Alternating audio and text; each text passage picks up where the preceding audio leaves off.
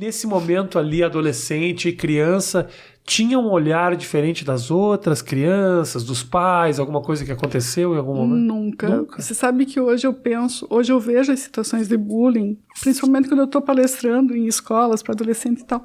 Quando eu vejo aquelas situações de bullying, me corta o coração. E aí eu começo a pensar, por que comigo não aconteceu isso? Porque eu sempre tive uma diferença, era menor, mas já existia.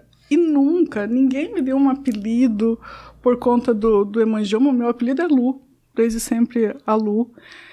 Às vezes a minha terapeuta diz, Lu, mas será que isso não aconteceu porque você se sobressaiu em outras coisas? Porque você se esforçou sempre muito mais para não ter essa diferença como o ponto alto na tua vida? Eu falei, talvez até seja, porque eu sempre gostei muito de estudar, eu sempre fui muito dedicada, então eu acabava sendo a melhor aluna da sala, ganhava prêmio lá do colégio, essas coisas.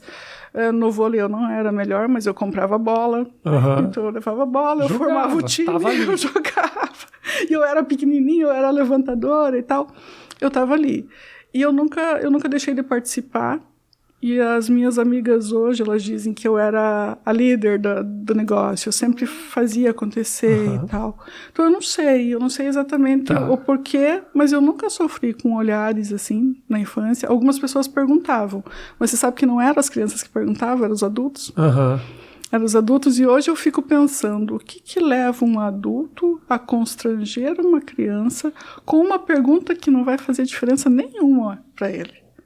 Alguns adultos chegaram e diziam, mas o que você tem aí? O que aconteceu? O que te fizeram? Pra quê? Pra quê? Hoje eu falo muito assim, gente, você não sabe o que falar? Fecha a boca. Fecha a boca, não diz nada. Porque eu acho que dá pra imaginar que uma menina que tem um hemangioma no rosto, não é porque ela quer. É uma coisa que de alguma forma maltrata. Porque cutucar ali na ferida. Claro, você não quer que a pessoa te olhe e só veja isso. Exatamente. Se é uma relação que de alguma forma se desenvolveu e lá na frente a pessoa fala, e cara, eu nunca te falei, mas... E aí você fala, não é só isso, mas rolou uma curiosidade. Aí eu acho que deve ser diferente. Exatamente. É totalmente diferente do que uma pessoa na rua começar a te olhar, né? Hoje você vê que tá bem menor. Depois dessa última cirurgia, né? Ainda tô com o curativo grande aqui, mas ela tá bem menor. Você vai me contar a história dessa mudança aí. Vou. Mas quando você fala dos olhares e tal, isso em algum momento te chateou, mesmo depois de adulto? Porque você fala, adolescente, todo mundo te aceitava, mas aí teve um certo momento que você saiu pra rua, e você vai viajar, e você começa a interagir com pessoas que não te conhecem, e isso de alguma maneira te incomodou? Rafinha, eu posso dizer que eu deixei de viver muito por conta disso. Porque teve um período da minha vida que eu posso dizer que eu vivi meio mascarada, assim, sabe? Eu coloquei uma máscara muito forte, uma máscara daquela que não sentia nada, que nada incomodava, e fui pra vida. Mas tinha muita coisa que me incomodava, porque a malformação ali, e eu chamava de hemangioma porque era esse o diagnóstico, que é uma coisa mais simples para as pessoas entenderem. Mas a malformação ali, ela foi crescendo, né, e era vermelha, era muito grande, então chamava a atenção das pessoas.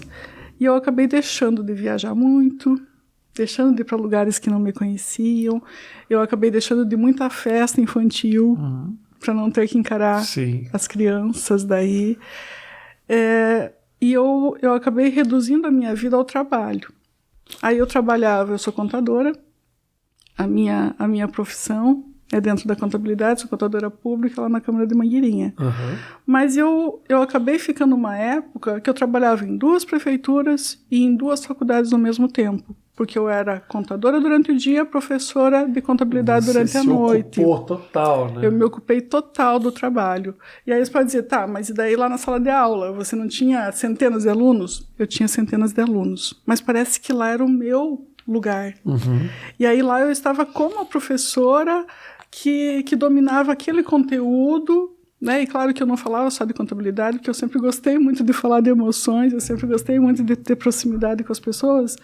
Mas lá era o meu território, e lá eu não lembrava que eu tinha uma diferença, ou que eu tinha um problema de saúde. Então talvez a terapeuta que te perguntou se o fato de ter muito destaque não te deixava mais tranquila, de repente é isso, quando você tá numa posição, né, onde você tem destaque por outro motivo, você acaba que não é mais um. Quando você é mais um, é que os olhares, de repente, ou que te deixa desconfortável, o lugar que não te deixa confortável. Isso, faz todo sentido. Inclusive, um dia aqui em São Paulo, eu estava num curso, alguma coisa, e eu acabei fazendo uma palestrinha ali eu acho que era 7 minutos, 11 minutos, não lembro exatamente, e o Ricardo Voss estava na plateia ali, para dar algumas sugestões. E aí, de repente, quando eu terminei, ele falou, olha, Lu, o que eu posso te dizer é que a partir do momento que você começou a falar, eu não vi mais Emanjão em você. Eu não vi mais nada de diferente em você, eu só queria te ouvir, né? Eu falei, olha, então eu acho que faz sentido essa situação, porque aí quando eu tô nesse lugar que as pessoas têm outro motivo para me olhar, aí eu fico tranquila, eu fico confortável, né?